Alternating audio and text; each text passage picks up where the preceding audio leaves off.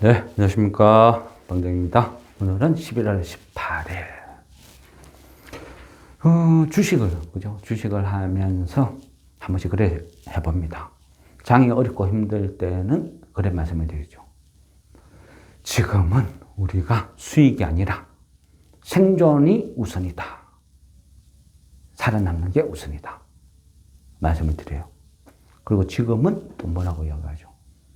생존의 어떤 고비는 넘길 것 같다. 이제는 생활을, 그죠? 생존의 아닌 생활을 한다. 주식쟁이로서 생존은 뭐고 생활의 기준은 뭘까요? 주식이 나의 일상에 얼마만큼의 영향력을 미칠까요? 저는 예전에는 그죠. 철 모르고 주식이 뭔 줄도 모르고 그냥 하면 돈 버는 갑다 뛰어들어서 이상한 놈 만나서 쫄딱 망한 적도 있었고 정부사 직원한테 돈 잘못 맡겨가지고 다 틀리는데도 내가 틀린 줄도 모르는 시절도 있었고 고수인지 알고 열심히 쫓아다니면서 술 사주고 밥 사주고 비 맞추면서 종목 주세요 해가 열심히 매매했는데 상장 폐지란 것을 경험한 적도 있었고 지나고 보면 그죠? 그 당시는 절망적이고 어렵고 힘들었고 나를 괴롭힌 그 모든 것들을 다 욕을 하고 심지어는 이 멍멍이 같은 이 나라도 욕을 하는 시절이 있었거든요. 근데 10년, 20년 세월이 흐르고 지나다 보니까 나이를 먹으니까 느껴지더라고요. 누구를 원망하기 전에 그 모든 것은 다 내가 판 내 무덤이었구나. 그러고 나서 공부를 하는 것을 시작했습니다. 누구한테 안 속기 위해서, 안 당하기 위해서. 뭔가를 알고 하자. 그런 거죠. 그 당시에요. 뭐 이런 책을 보면 좋다, 이런 책을 보다, 뭐 이러하면 도움이 된다 했지만 주식에 미쳐 있을 때는 여유도 시간도 없었어요. 근데 주식을 쫄딱 망해서 상장 폐지 당해서 거지가 되고 나니까 주식할 돈이 없으니까 할 일이 없었어요. 할 일이 없다 보니까 뭔가를 해야 되겠고, 그죠? 주식으로 쫄딱 망하니까 누구 하나 소주 한 잔 사주는 사람도 없더라고요. 그냥 제 거지 됐대. 차단. 그러다 보니까 혼자서 뭔가를 해야 되겠죠. 시간을 때우려고 하다 보니까 어떤 시립 도서관 이런 데를 가기 시작했어요. 거기 가니까 경제 서적이라는 것도 참 많이 있더라고요. 또 주식에 대한 피터 린치니 워렌 버핏이니 유명한 사람들 책도 있고 열심히 읽었죠. 읽다 지겨우니까 재미없으니까 어쩔 때는 문학도 읽고 아마 제 인생의 모든 책 90%는 그 시절 깡통 차고 쫄딱 망한 그 시절에 읽은 것 같아요. 세계 문학 전집도 다 읽었고 그러다 보니까 헤르만 헤세가 배가 고파서 공원에서 비둘기를 잡았어. 정신없이 먹어치우고 배가 좀 불러오니까 그 비둘기를 먹고 있는 자기 자신을 생각하면서 한없이 눈물을 흘렸다. 저도 비둘기를 잡아먹을까 고민한 시절도 있었거든요. 근데 두 번 다시 비둘기를 먹고 싶지 않아요. 그래서 공부를 한 거는 했죠. 기업 분석. 기업 분석, 그죠? 어떻게 하는 걸까요? 글쎄요. 사람마다 다 틀리니까. 어떻게 하는 게 기업 분석이죠? 우리가요. 감사보고서라는 게 있어요. 이 감사보고서. 저한테는 불문율이에요. 성경 같고. 몇 번을 읽어봐요. 정독을 해요. 그리고 나서 투자를 할까 말까 고민을 해요. 감사보고서를 읽어보고 의심점이 들면 전화를 해보고 그래도 그게 해소가 안 되면 그냥 관심 종목에서 그냥 삭제해요. 안 보면 되는 거죠. 안 사면 본전인데 내가 왜 그 고난을 짐을 짊어지느냐. 그래서 항상 감사보고서를 읽어봐요. 감사보고서를 제가 생각했을 때는 오픈북 시험 같아요. 우리가 시험을 치는데 선생님이 책 펴놓고 해도 돼. 이야기를 해줘요. 근데 학생들이 99%가 책을 안 보고 그냥 머리 싸매가면서 이렇게 쳐요. 어떤 놈은 볼펜 던지가지고 하는 사람, 어떤 사람은 뭐 생각난 대로 그냥 막 적는 사람, 오만 방법을 다 써요. 제가 보는 관점으로요. 아니, 오픈북 시험인데 책 보라고 할 때 왜 책을 안 볼까? 대체 저 사람들은 무슨 생각으로? 제가 물어봤어요. 오픈북 시험인데 너는 왜 책을 안 봐? 아, 저는 단타인데요. 너는 왜 안 봐? 아이고, 그걸 왜 봐요? 금방 팔고 나갈 건데. 너는 왜 안 봐? 아유, 뭐 관심 없어요. 다 안 보더라고요. 그러니까 요즘은요, 이 감사 보고서를 열심히 보고, 기업, 그죠? 열심히 전화 돌리고, 때로는 회사를 찾아가서 확인을 하고, 저 같은 사람은 약간 정신 나간 사람, 취급을 당합니다. 그래도 저는 제가 하는 방법이 좋습니다. 왜냐하면요, 마음이 편해요. 마음이 편하고, 1년을 기준으로 봤을 때, 근래는 손실이란 걸 안 보고 살아요. 한 2, 3일 주가 안 봐도 불안하지도 않고, 뭐 한 몇 시간 주가 안 봐도 불안하지도 않고, 걱정도 안 돼요. 왜? 내가 그만큼 좋은 회사를 싼 가격에 잡았다. 그래서 걱정이 안 되는 거죠. 떨어지면 더 사면 되죠. 물론 제가 사고 한 1, 2%, 2, 3%, 한 5%그 정도는 꼼짝도 안 해요. 별 관심 없어요. 원래 주식이 그런 거니까. 누군가가 팔았는데 왜 파는지 내가 그것까지 어떻게 다 고민을 해요? 그냥 두는 거죠. 한 10% 이상 빠졌다 하면 추매 한번 해볼까? 그 정도. 기업 가치라는 것은 대체 그죠? 뭘까요? 감사 보고서를 보면요, 여러 가지 목록이 나와요. 감사 보고서에는요, 회사에서 거짓말을 시킬 수 없어요. 우리가 기업을 이렇게 쭉 볼 때 보면 어떨 때는 뭐 거래 정지 당하고 상장 폐지 당하고 그러죠. 그거는 왜 그래요? 감사 보고서에서 적정을 못 받은 그 외의 모든 것은 다 거래 정지 문제가 있다. 그죠? 적정 외에, 그죠? 뭐, 여러 가지 의견을 쭉 해요. 적정 외의 모든 것은 안 좋은 거예요. 그러면 적정이라고 해서 좋은 거냐? 반드시 그건 아니에요. 감사보고서의 회계법인에서 적정이라고 한다는 것은요, 이 회사가 우량한 회사라고 말을 한 게 아니거든요. 사람들이 한 번씩 착각을 하더라고요. 바이오 업체들, 제가 이거 아주 위험하다, 이거 뭐 이야기하냐. 감사보고서 적정인데.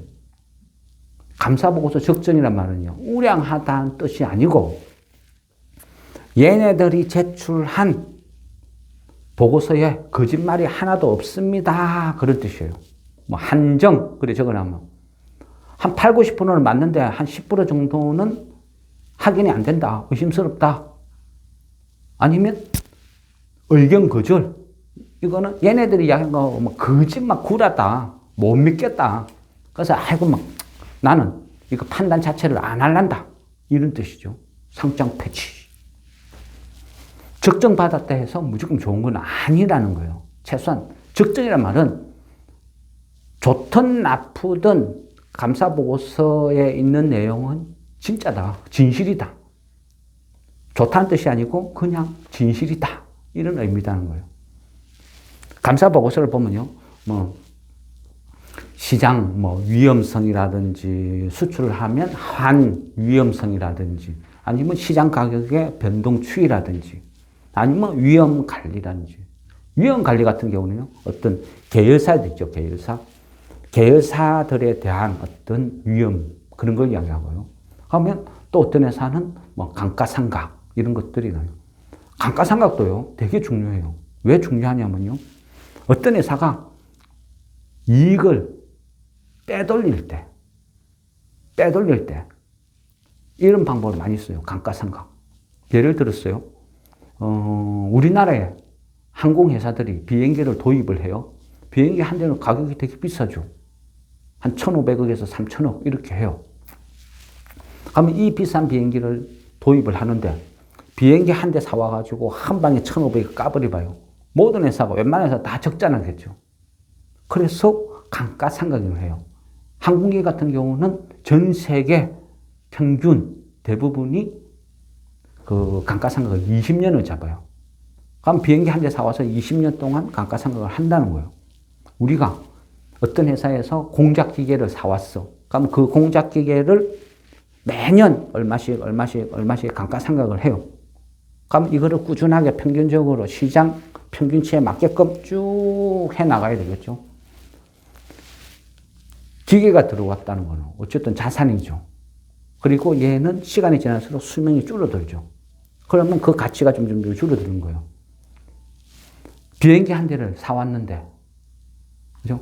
대한항공이 비행기 한 대를 사왔어요. 그리고 억대 평균이 20년 감가상각인데, 이거를 3년 만에 감가상각을 다 끝내버려요. 그럼 어떻게 돼요? 3년 동안 이익이 확 줄어들겠죠. 이런 식으로 조작을 할 수 있다는 거죠. 그래서 이 감가상각이나 이걸 보는 것도 되게 중요하다. 또 하나는 어떻게 보면 어떤 자산 재평가. 자산 재평가는 건 뭐죠? 내가 10년 전에 땅을 한 1,000평 샀는데 그 당시에 들인 돈이 100억이었다. 근데 10년 후에 지금 땅값이 막 올라가지고 한 150억 정도 된다. 그래서 이거를 자산 재평가를 했다. 그럼 자산 재평가를 한 게 좋은 건가요? 자산 재평가를 했다는 말은 뭐죠? 세금을 더 많이 내는 거예요. 장부상에 100억 돼 있는 거를 150억으로 바꿔놨으니까 거기에 대해 세금은 더 증가했어. 근데 자산 재평가를 왜 해? 자본 잠식 직전이 되니까 이거 잘못하면 거래 정지 당하겠다. 자본 잠식 되겠다. 그거를 장부상으로 면피를 만들기 위해서 자산 재평가라는 거를 해놔야 되겠다. 사업 보고서에는요, 여러 가지가 숨어 있어요. 왜 안 볼까요? 보세요. 그러면 이 감사 보고서를 열심히 자세히 보면 훑어치자. 하면 그걸 어디다가 어떻게 응용을 하는데, 어떻게 써먹는데. 글쎄요. 어떻게 써먹을까요? 그러면 예를 들어서 설명을 해드릴게요. 가장 최근에, 그죠? 가장 최근에 어떤 대원산업이라는 것을 가장 최근에 추천을 했죠. 그럼 이 대원산업을 예로 한번 들어볼게요. 대원산업, 그죠? 대원산업은 이 패밀리 회사가 있어요. 어떤 회사가 있느냐? 대원강업. 대원강업하고 형제 있어요. 그러면 또 같은 시트 있죠. 자동차 시트를 만드는데 거기에 들어가는 자재를 대원강업이 대원산업한테 보내줘요. 뭐 에코프로, BF 뭐 이런 식으로 일괄체제로 구성한다고 생각하시면 돼요. 그러면 대원강업, 대원산업은 커진 협상 구조로 흘러가요. 대원강업이 돈 잘 벌면 대원산업도 잘 벌어요. 같은 구조니까. 같은 라인 체계니까. 그러면 예를 들었어요. 대원강업이 먼저 실적을 발표를 했어. 그러면 엄청나게 좋게 나왔어. 그러면 대원산업도 커진 좋게 나온다는 거죠. 그럼 대원강업을 실적을 먼저 발표했는데 좋았다. 그러면 대원산업 냅다 사나면 단기 차익을 노릴 수도 있다. 실적이 좋게 나올 확률이 훨씬 높다. 이런 식으로 응용을 할 수도 있어요. 대원강업과 대원산업은요, 우리가 흔히 알고 있는 그 상속 문제에 있어요. 상속 때문에 주가가 안 오르는 거예요. 어찌 보면 일부러 안 올릴 수도 있죠. 그죠? 그러면 우리가 흔히 그런 이야기를 많이 해요. 이 회사는 상속 때문이야. 상속 때문인데, 그래서 뭐래? 대주주가 죽어야 돼. 그런 이야기, 종토방, 이런 데가 막 써놨죠. 그것도 정 틀린 말은 아니죠. 그렇다고 주식, 그저 가격 올라라고 대주주 죽으라고 구슬 한다는 거, 그건 좀 거시기하죠. 우리가요, 이 어떤 주식이라는 걸 보면 상속의 기준은요, 어떨까요? 상속이라는 기준은 대주주, 대주주 사망을 기준으로 전후 2개월 평균을 내어서 그 평균 가격으로 세금이란 걸 내게 돼요. 그러니까 뭐 길게 하면 그냥 4개월 평균치라고 보시면 되겠죠. 내가 대주주가 사망했대서 내가 바로 세금 낼 돈이 있는 건 아니니까. 그러면 그 회사들 중에요, 비상장 회사도 있겠죠. 비상장 회사는 주식이 거래가 안 되니까 왜곡이 심하겠죠. 그러면 이런 비상장 회사 같은 경우는 어떻게 계산할까요? 이거는 뭐 손익가치. 그럼 이 회사가 얼마만큼 돈을 잘 버는지, 또 자산가치, 얼마만큼 자산이 있는지, 이런 걸로 뭐 시장 비슷한 회사를 대상으로 해서 적정 가격을 매기는 거죠. 거기에서 또 세금을 부과를 한다는 거예요. 대원강목을 보면요, 대원산업을 보면요, 사업보고서를 보면요, 이 관계가 다 소속들이 다 적혀 있어요. 지금 현재 보면 뭐 실질적으로는 이 대원 뭐 그룹이라고 해야 되나, 비상장 회사도 되게 많아요. 지금 실제 회장이 보면 그 허재철이라는 사람이 회장을 하고 있는데, 그전에는요, 허재문이라는 사람이 회장을 했어요.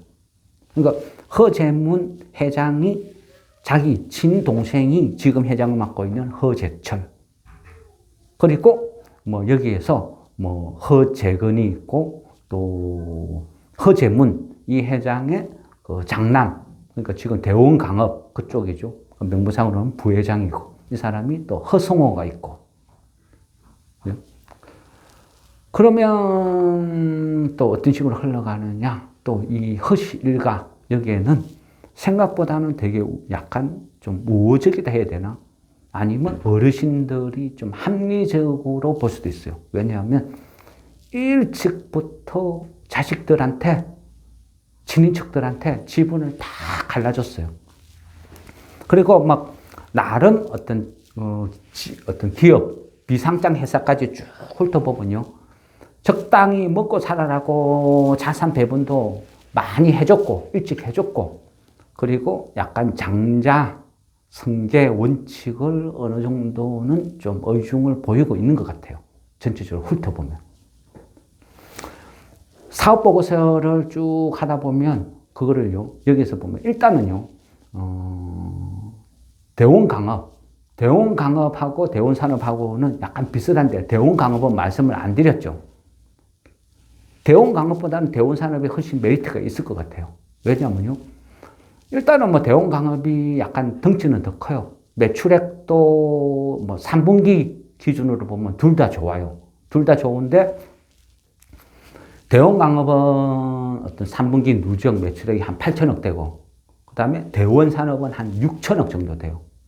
그리고 영업이익은 그 대원강업은 한 480억, 그 다음에 대원산업은 한 350억대, 순이익은 대원강업은 한 290억대, 또 대원산업은 한 260억대. 근데 그렇게 차이는 많이 안 나죠. 그렇게 차이는 많이 안 나요. 근데 대원강업 같은 경우는요, 시총이 3,300억, 대원산업은 시총이 1,100억. 그중 3분의 1이죠. 이익이나 모든 거는 별 차이 안 나요. 근데 대원산업은 한 1,100억, 대원강업은 3,300억. 그리고 배당도요, 대원강업은 한 100원 주거든요. 지금 가격으로 한산해 보면 한 2점 한 몇 프로, 한 2.5 그 정도 될 것이고, 그리고 대원산업은 그 2022년도 그때 배당한 걸로 치면 그때 175원 했으니까, 그죠? 지금 해도 한 3.5% 이래 되죠. 올해 실적이 좋으니까 더 많이 할 가능성이 훨씬 높아요. 그리고 전통적으로 보면 대원산업이 훨씬 배당을 많이 줘요. 왜냐하면요, 주주 구성 때문이거든요. 대원강업 같은 경우는요, 주주 구성이 현대GF 홀딩스가 한 38%. 현대GF 홀딩스도요, 단독이 아니고, 뭐 한 열 몇 명 있어요. 그리고 그 허씨 일가, 그러니까 허성호 외에 또 한 20 몇 명이 한 10% 정도 들고 있는데요. 근데 말은 그 20몇 명이지요. 실제 또 사업보고서 안에 들어가서 구체적으로 보면 한 40몇 명 있어요. 그 말은 허씨 일가 집안 전체가 다 골고루 조금씩 다 들고 있다. 이래 볼 수도 있는 거예요. 그리고 고려 용조뽕이 한 10.2% 들고 있어요. 허성호 일가가 10.8%인데 고려 용조뽕이 10.2%. 지분 되게 높죠. 현대지혜부 홀딩스 외에 13인이 38%인데 고려 용조뽕 단독으로 10.2%니까 머릿수로 이거 n분의 1 해가지고 나눠보면 어찌 보면 고려 용조뽕이 최대 주주다. 머릿수가 지분이 제일 많다. 이래 볼 수도 있어요. 고려 용조뽕 익숙하죠? 생각 안 나나요? 고려제강 자회사. 고려제강이요. 엄청난 자산 주고 돈이 많아요, 실제. 그러니까 지분, 그죠? 10% 들고 있다. 이래 볼 수 있는 거예요.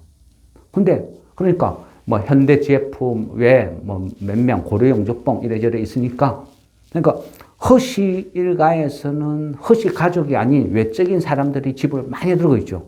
그러다 보니까 배당을 많이 안 줘요. 왜? 우리가 벌어가 남 좋은 일 시킬 이유가 없죠. 그러다 보니까 오히려 대원산업은요, 거진 집안 허씨 일가들이 다 지고 있어요. 그러니까 배당을 많이 주는 거죠. 아이고, 내 친인척한테 나눠주는데 뭐가 아깝노? 이거 막막 퍼줘라. 법적으로 허용하는 퍼줘라. 배당 많이 주고 그 배당 받은 돈으로 또 지분 사들여라. 우리 회사 탁탁 사라. 시키는 거죠. 대원산업 같은 경우는요, 그 대표이사가 그러니까 허재근이죠.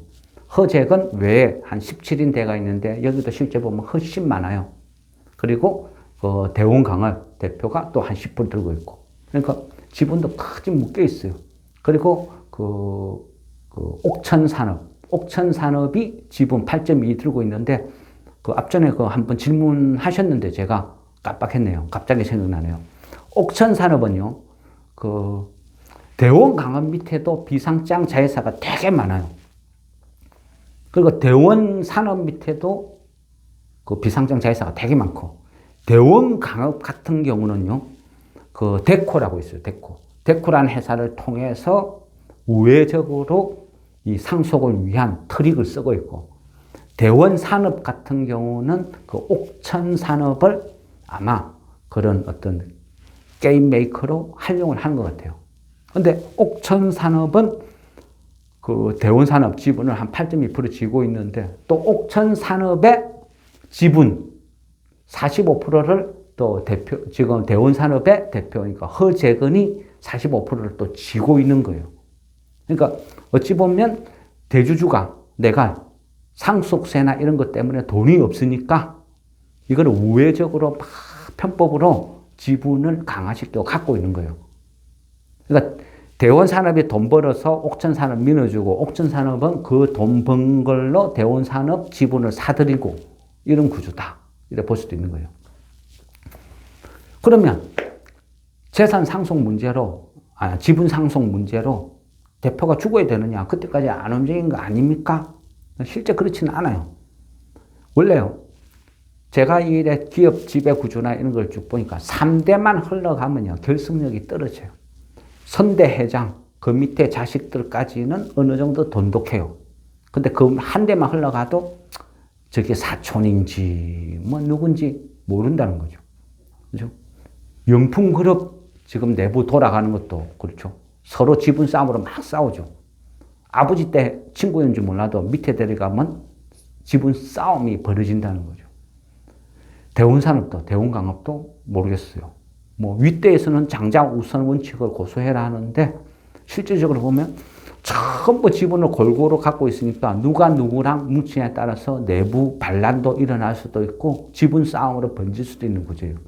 왜냐하면 너무 알짜니까.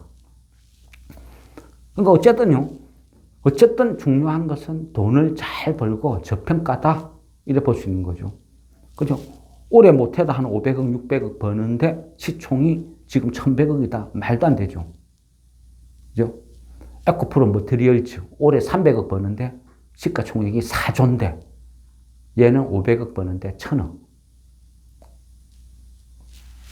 판단은 뭐 각자 하는 거죠. 그러면 또 사업 보고서를 보면 재무 분석이라는 걸 해보면 뭐가 보이느냐, 어떻게 이거를 응용을 하느냐, 구체적으로 조금 더 이제 설명을 드리면 대원산업은 그죠? 자동차 시트 만드는 회사죠.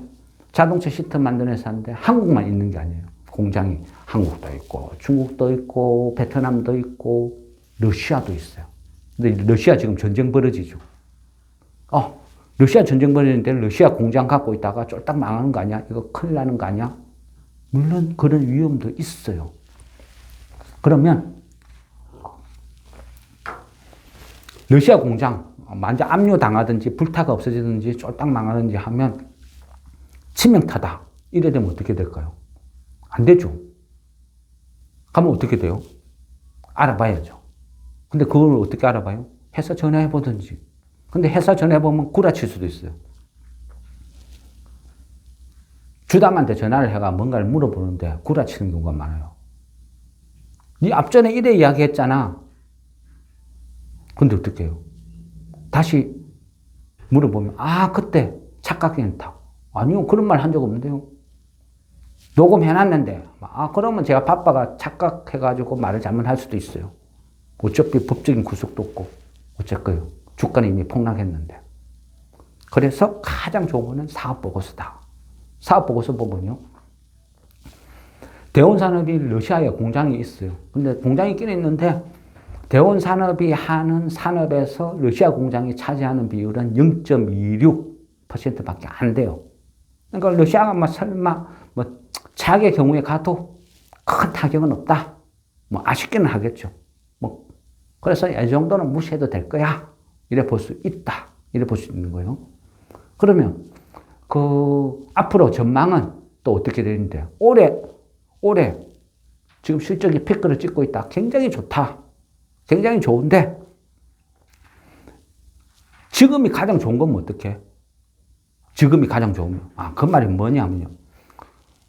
어차피 공장이죠. 공장. 라인 시스템이라는 거는 끝없이 무한정 만들어내는 건 아니죠. 자동차 시트를 만드는데 끝없이 무한정 만들어낼 수 있나요? 결국은 포화라는 게 있죠. 포화 상태. 정점. 그거를 계산을 해보는 거예요. 내가 100만 개를 시트를 100만 개, 1년간 시트 100만 개를 만들 수 있는데 올 3분기가 100만 개다. 피크를 찍었다. 그럼 앞으로는 공장 증설을 하지 않는 한 죽었다 깨나도 올 3분기보다 실적이 좋아질 수가 없죠. 똑같거나 나빠지거나. 그죠? 이러면 문제가 있는 거죠. 왜? 더 이상 성장을 못하니까. 이런 회사는 증설을 하든지 뭔가를 봐야 되겠죠. 배팅하기도 주식을 사기도 고민을 해봐야 되는 거예요. 지금이 실적이 가장 좋은 시기에 주식을 샀어. 어떻게 할 건데? 그럴 때는 뭘 봐야 돼요? 가동률이라는 걸 봐야 되죠. 그건 어떻게 봐요? 사업보고서 그런 것도 다 나와요. 대운산업의 어떤 자동차 시트를 만드는 이제 가동률이라는 거는요, 한 100만 개 조금 넘어가요. 한 100만 개에서 한 3, 4만 개 정도 더 증가. 그 정도로 보시면 되고요. 올해 3분기까지 지금 3분기를 보면 한 76만 개 정도 생산을 해서 만들었다는 거죠. 그 말은 뭐예요? 가동률로 계산해 보면 한 72% 나온다는 거죠. 가동률이 72%란 말은 앞으로 그죠? 한 28% 정도 더 생산할 수 있는 여력은 남아 있다. 이렇게 계산을 할 수 있는 거예요. 그럼 지금이 실적이 피크는 아니구나. 이래 볼 수도 있는 거예요. 그래서 이런 식으로 앞으로 4분기에 더 좋아질 여력이 있는지, 더 생산할 여력이 있는지 이런 것도 확인해 볼 수 있다. 그러면 실적이 좋아지면 무조건 좋나요? 나쁠 수도 있어요. 어떻게? 사기칠 수도 있는 거예요. 어떻게 사기치는데? 밀어내기식. 우리 지금 반도체 파두 사태 벌어지죠? 이런 식으로 밀어내기 할 수도 있어요. 그러면 밀어내기 하면 꼼짝없이 당하느냐? 미리 감지하고 찾아낼 수도 있어요. 어떻게? 사업보고서 안에. 사업보고서 뭘 보면 되는데? 예를 들었어요. 공장을 운영하는데 시트를 만들려면 재료가 필요하겠죠. 그죠? 그 재료가 필요할 것이고 또 실적이 좋아졌다는 것은 물건을 많이 팔았다는 이야기죠. 많이 팔았다는 이야기는 뭐죠? 재고가, 그죠? 그동안 만들어난 재고가 줄어들어야 되겠죠. 재고는 그대로 있는데 이익만 늘어났다? 이거는 뭔가 속임수, 장부상의 속임수가 있다. 이래 의심을 해봐야 되는 거예요. 대운산업 같은 경우는요. 그 2분기 때 재고 자산이 550억이 있었어요. 재고 자산이. 근데 3분기 때 보고서를 보니까 재고 자산이 450억으로 100억이 줄어들었어요. 재고 자산이 그만큼 줄어들고 이익도 늘어나고 제대로 뭔가 영업을 했구나. 그렇게 계산을 해볼 수 있는 거예요. 그러면 어디에서 뭘 해가지고 늘어났는데 조사를 해봐야 돼요. 왜? 주식계에는요. 모든 것을 의심을 해야 내 돈을 지킬 수 있는 거예요. 사업보고서를 쭉 보니까요. 현대하고의 점유율은 큰 차이가 없어요. 그전 한 45%에서 왔다 갔다 하거든요.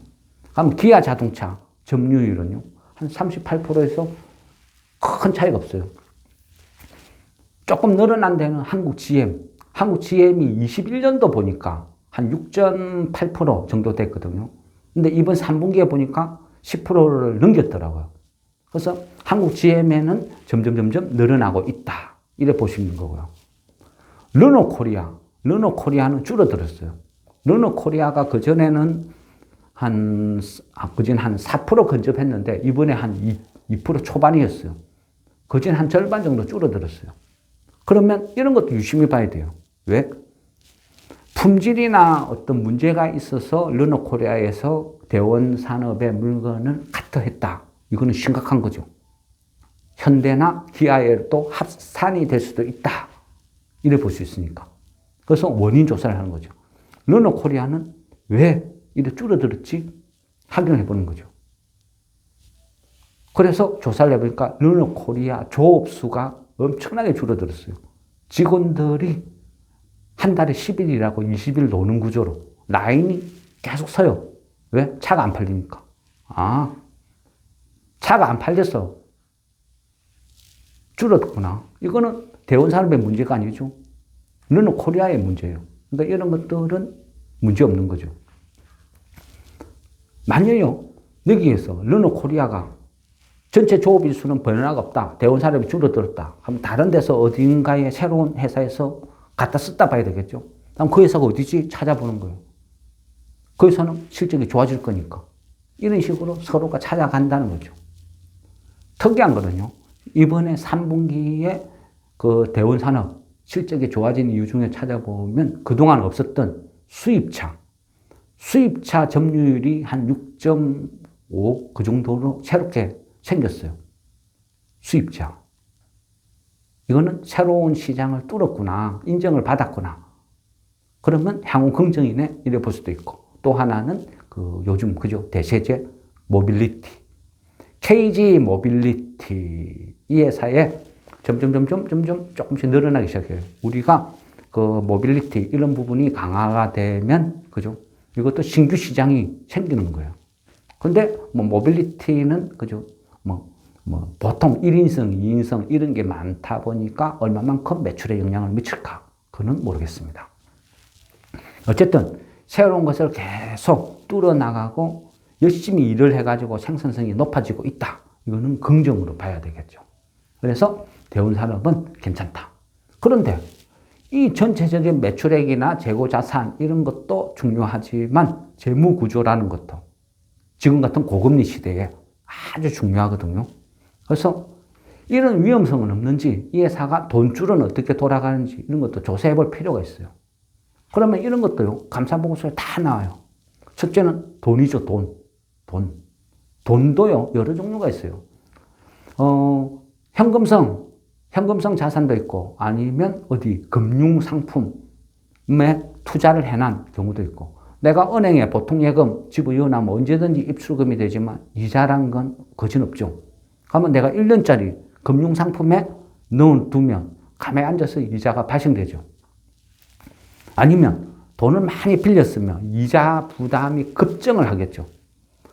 내가 돈을 버는 것보다 이익보다 이자 비용이 더 큰 회사들, 그런 회사들은요, 얼마 있으면 반드시 유상증자를 때려요. 주가 폭락. 그래서 중요한 거죠. 대운산업 볼까요? 대운산업 보면요, 현금성 자산이 그 2분기 때 현금성 자산이 1,000억 있었어요. 1,000억 있었는데 3분기 때 보니까 현금성 자산이 500억 남아있어요. 큰일 났죠. 2분기 때 1,000억 있던 현금성 자산이 이번에 보니까 500억으로 줄어들었어. 500억이 사라졌어. 이거 어디 갔을까요? 반드시 알아내야 돼요. 한 분기 만에 500억을 까먹었다? 이거 심각한 거죠. 배임 횡령? 이런 것도 고민해야 되니까. 무조건 확인해야 돼요. 무조건 찾아야죠.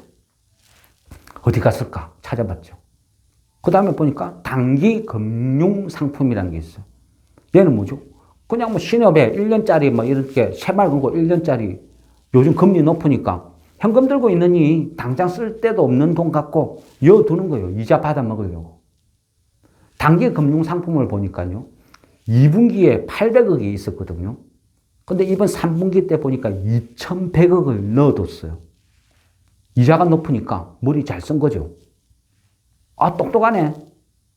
빠릿빠릿하게 잘 움직이네. 그것만 볼까요? 다른 건 일단은요, 뭐, 롯데 쇼핑이나 뭐나 막 어떤 막 주식, 잡다한 주식금 그런 거는 막 그냥 말 안 하고 넘어가게요. 그런 것도 다 있어요. 이 회사가 어느 회사 주식을 얼마만큼 갖고 있다. 비상장 기업 주식 다 나와요. 중요한 거는요, 지금 현재 현금성 자산 500억, 그 다음에 단기 금융 상품에 넣어둔 것만 2,100억, 요것만 합쳐도 2,600억이죠. 근데 대운산은 지금 시가총액이 1,100억. 그저죠, 그저. 말도 안 되죠.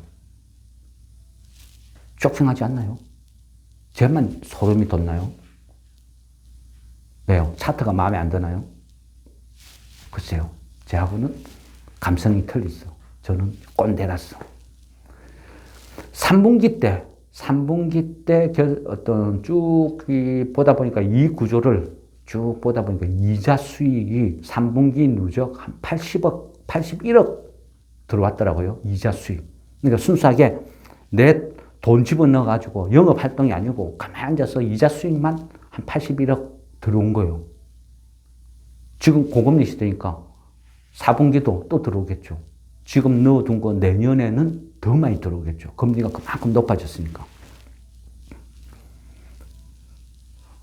대충요, 자산이나 이런 거 딱 계산해 보면 제가 보는 관점으로는 대원산업 같은 경우는 시가총액이 4천억, 5천억 이 정도에서 놀아야 돼요. 그런데 갖고 있는 뭐 건물이고 뭐 땅이고 다 빼버리고 순수하게 현금만 2,600억 들고 있는데 시가총액이 1,100억이다. 글쎄요. 아이러니하네요. 이 주식이, 그죠? 뭐, 내일 오를지, 모레 오를지, 언제 오를지 모르겠어요. 저는요, 뭐, 이런 주식은 한 1년도, 2년도, 3년도 들고 갈 자신이 있거든요. 실제 그렇게도 많이 하고. 뭐, 배당도 많이 주니까, 배당 받아가면서 그 배당 받으면 또 주식 사버릴 거예요. 왜?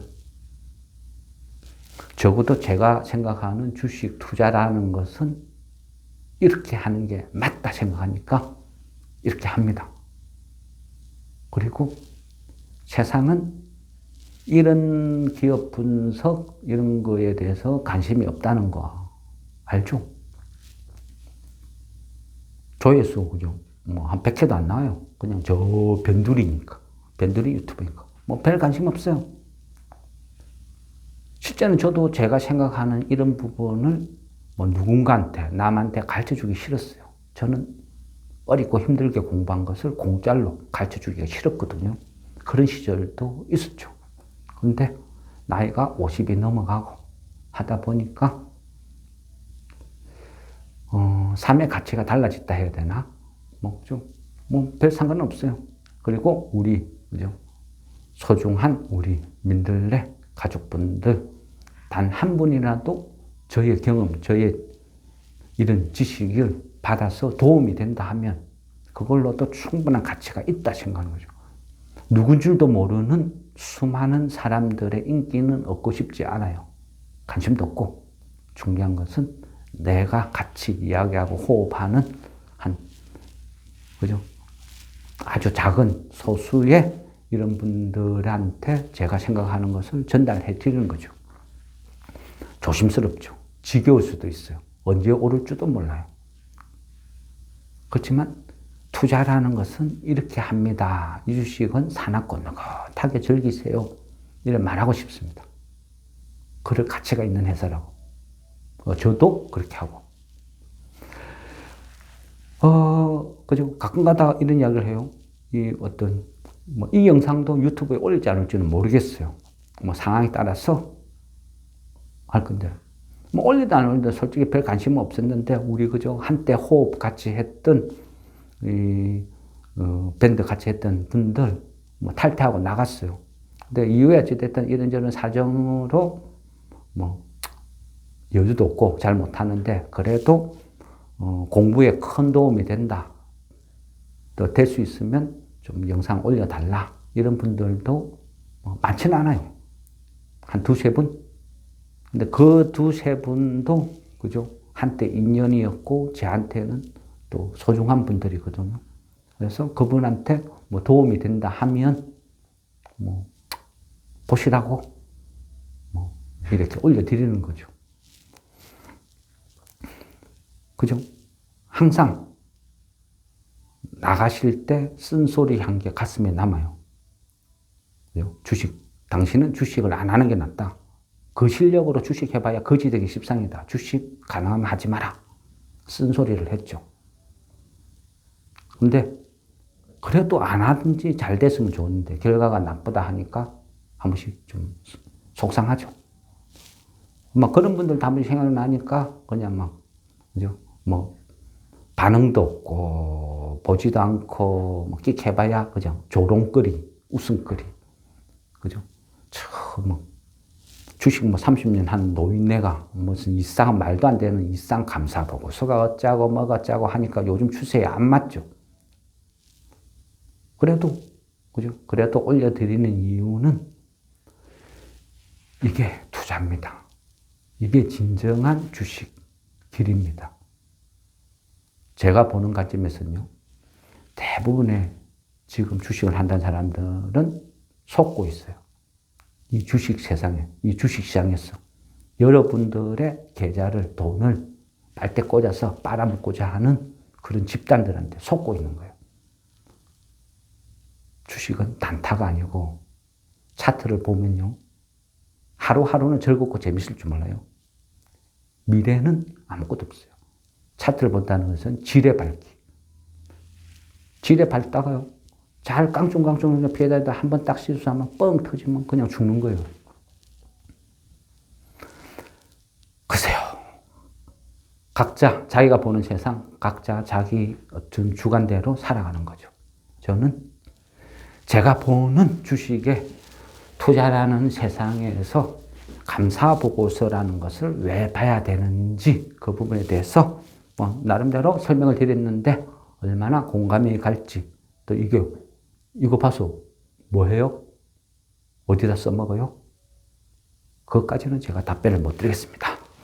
네, 어쨌든 감사보고서 이 부분에 대해서 설명 마무리하겠습니다. 질문한 거 답변 하나 안 했네요. 저궤도 위성, 이거는 추세 맞아요. 추세도 맞고, 우리나라도요, 방산 무기라든지 아니면 모빌리티 아니면 자율주행 이러기 위해서는 저궤도 위성 꼭 필요해요. 저도 그 부분 인정해요. 일론 머스크가 스타링크로 스타트를 끌었지만 우리도 결국은 가야 된다. 그리고 그 11월 말쯤 되면요, 예비 타당성 조사 또 해요. 앞전에 한 번, 두 번, 그냥 커트 당한 거, 그게 끝이 아니거든요. 11월 말쯤이나 12월 초쯤 또 예비 타당성 조사할 거예요. 그리고 금액이 4,800억 작은 거 아니거든요.